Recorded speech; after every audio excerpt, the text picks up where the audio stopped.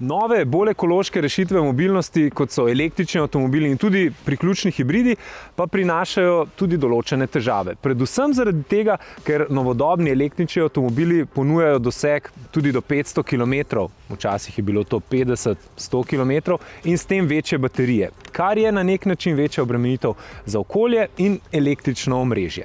Ampak pri električnih avtomobilih prihaja do kar velikih nelogičnosti. Po eni strani si kupci električnih avtomobilov, vsaj tako tisti, ki se odločajo za nakup električnega avtomobila, pravijo, da želijo vedno večji doseg, 500-600 km. In avtomobilska industrija to zanje zdaj pripravlja. Še močnejše, še večje baterije. V resnici pa raziskave kažejo, da tak domet z električnimi avtomobili v resnici ni potreben, da naredimo veliko manj kilometrov. Za razliko med bencinskimi in dizelskimi avtomobili, ko gorivo v posodi čaka na trenutek, ko se bomo z njim odpeljali, pa pri električnih avtomobilih ni tako. Velika baterija za shranjeno zelo veliko količino električne energije, ko čaka, izgublja svojo moč. To je trenutek, ki pa ga mislijo v prihodnosti izrabiti. In zato so mesta začela na svoji ravni reševati globalni problem. Nekatera mesta so zato v omrežje, v električno omrežje povezala ne samo enosmerno električna vozila, ampak tako, da takrat, ko avtomobili počivajo, na nek način tudi polnijo omrežje in čakajo na vas, da se boste z njimi odpeljali domov tistih 50 km, čeprav ima vaš avto doseg 500 km. Gre predvsem za to, da se poskuša čim bolj zeleno električno energijo spraviti v avtomobile, tisto kapaciteto te zelene energije pa po potrebi vračati v mesto takrat, ko jo mesto potrebuje. Zdaj avtomobili ne bojo več samo porabniki, ampak bojo tudi shranjevalci in vračevalci električne energije. We want to use the battery in the car as storage for renewable energy, mainly solar. We are now able for a group of houses to run on our own solar power for 24 hours a day, so day and night. We have never produced so much batteries as for electric cars. And by adding more battery into the cars, basically you don't use this battery for your daily commute. So most part of your battery you don't use on a daily basis, but it's high valuable battery, so we say let's use it for this renewable energy transition. Solar peaks or wind peaks on the grid are always a short period of time, like 1 or maybe 2 hours. And within this time you need to get rid of the peak, you need to get it into the car. And during a demand peak, for example in the morning when everybody gets up and puts on the heating and the coffee machine, then you need some extra power in the grid. It's not rocket science, it's basically you need to make a charging station smarter, so instead of only being able to charge, it also needs to be able to discharge. But you also need fast charging.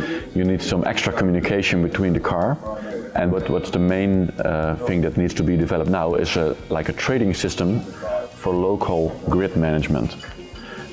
Because, for example, in the Netherlands, when more and more people start driving electric, but also in the rest of Europe, when more and more solar gets available, there's much more stress on the local grids, because the grids were not built for these purposes.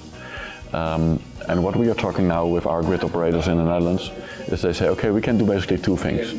We can put new cables in the ground, which is very expensive, or we can do smart charging. But then the value of this smart charging needs to be clear. I mean, it's much cheaper than putting new cables in the ground. And that's what we are developing now, and it will be a market system for local grid management. And so we can actually make money doing this. And regulation has to be in place, because right now, if I want to deliver power to my neighbor, for example, that's really complicated in the Netherlands, but also in other countries in Europe. So we are now talking with the European Commission to make a new framework of regulation that really enables this, so everybody can do it. It doesn't matter where you live in Europe. And then I think that could be a very powerful movement, because if you enable people to start producing, storing and using the power themselves, then we can actually build the new energy system ourselves within our own villages, within our own cities. And this is a very strong concept, because it's already happening. For example, last week there was this big mayors conference. The cities will be solving the world's problems, not our governments. And by these kind of technologies, we can actually do it. We have the tools in our hands.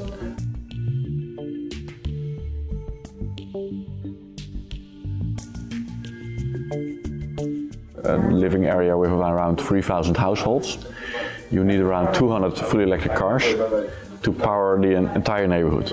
So basically with one car you can you power 10 to 12 houses through the grid. They don't have to be like connected directly because the grid is already there. And to give you an idea, in this neighborhood there are like 2,000 public parking spaces. So this is basically like 10% of the cars fully electric.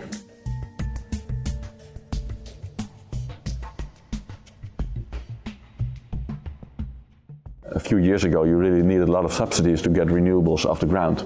Right now solar and wind on some places are already much cheaper than burning coal.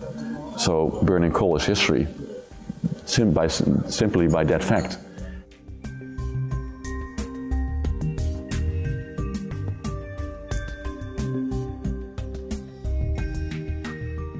The main thing you have to think about when you produce batteries, but anything you produce, is that you, of course, carefully know where the ground material is coming from. But as important, the lifetime use of these products. For example, you see car makers now entering in storage projects where they use batteries that are not suitable for cars anymore because they've been degraded to a certain percentage. But you can still use them for 10, 20, maybe even 30 years in a storage project, at a factory or at a wind production facility. And after that, the battery is still worth a lot because it's packed with all kinds of raw materials that are very interesting to use and build new batteries. So you really have to make a cycle-to-cycle program.